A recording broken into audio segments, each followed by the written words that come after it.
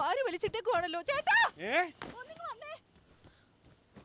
ചേട്ടാ ചേട്ടാ ഇവിടെ കള്ളം കയറി കണ്ടോ? പണി പോലെ നിൽക്കാതെ പോലീസിനെ വിളിക്കും മനുഷ്യ. അയ്യോ എന്റെ മാല. എന്റെ ഐപാഡും ആ കള്ളം കൊണ്ടുപോയി മമ്മി. വേഗം വിളിക്ക്. ഇവിടെ കയറിയതും ആ പാഞ്ചാലിയിൽ ഏതെങ്കിലും കള്ളക്കൂട്ടങ്ങളായിരിക്കും. ഇവനെ ഒന്നും ഭൂമിയിൽ വെച്ചേക്കരുത്. വെടി വെച്ചു കൊള്ളണം. വെടി.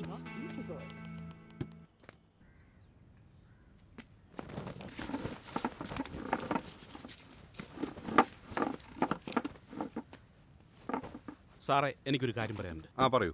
പ്രിയപ്പെട്ടവരെ, ഈ യോഗം തുടങ്ങുന്നതിന് മുമ്പ് അടിയന്തരമായൊരു കാര്യം നിങ്ങളുടെ ശ്രദ്ധയിൽപ്പെടുത്താൻ ഞാൻ ആഗ്രഹിക്കുകയാണ്.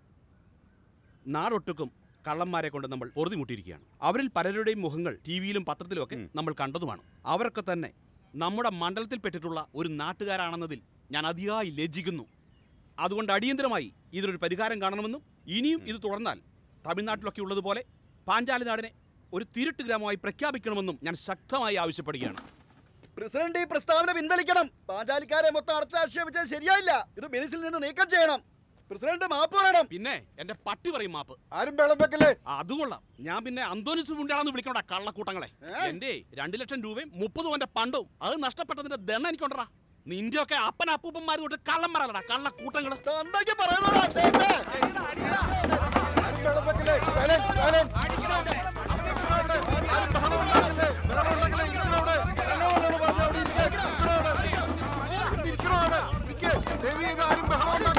ഹലോ, മന്ത്രിയല്ലേ?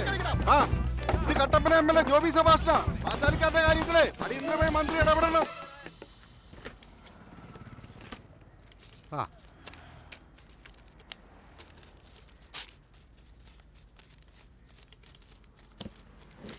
ഓ ശരി, എന്നാ ആയിക്കോട്ടെ ചേട്ടാ.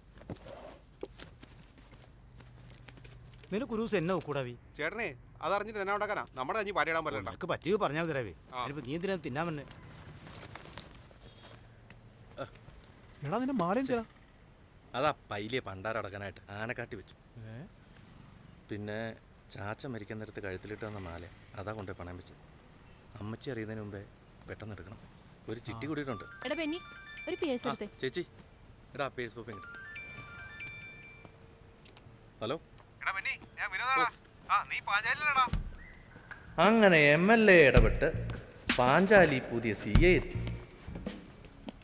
എൻ്റെ സുഹൃത്ത് വിനോദിൻ്റെ കൊച്ചച്ഛൻ വിജയകൃഷ്ണൻ സാർ.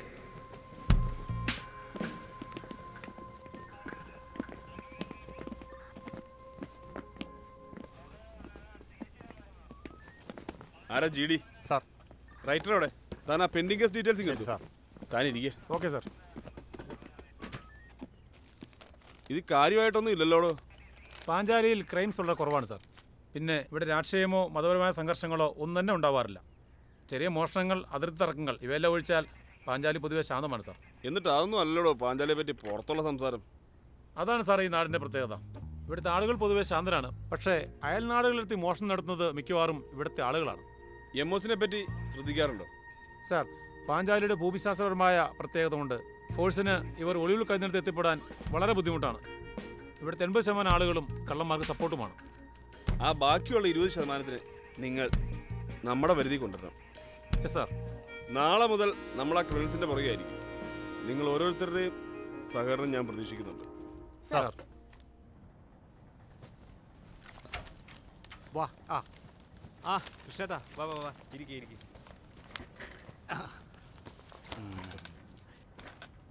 ഇതേ ഇരിട്ടിയിൽ പാറമണ നടത്തുന്ന സൈമൺ. കുറച്ച് ബ്ലാക്ക് ഉണ്ടേ. ഒരു പാലയിട്ട് അങ്ങോട്ടും ഇങ്ങോട്ടൊക്കെ വേണമല്ലോ. നമസ്കാരം.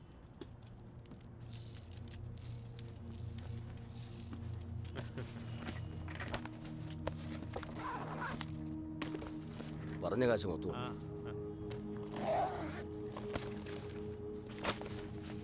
കുഴപ്പമില്ല. കുഴപ്പമില്ലല്ലേ? ശരി.